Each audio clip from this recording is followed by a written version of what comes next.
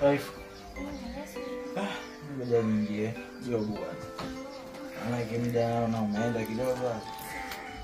Hebu niwe. Haya. Basi tutawasiliana.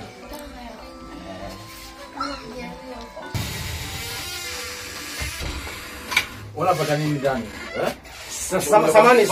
Samani bro, nimepiga simu yako hajapatikana brother. Sasa ndio umeingia bila ruhusa yangu au? Samani bro. Unje kama huyu shemeji yako. Samani brother. Toka nje. Toka. Toka kabisa. Samani bana bro. Unakuja unapata nini hapa?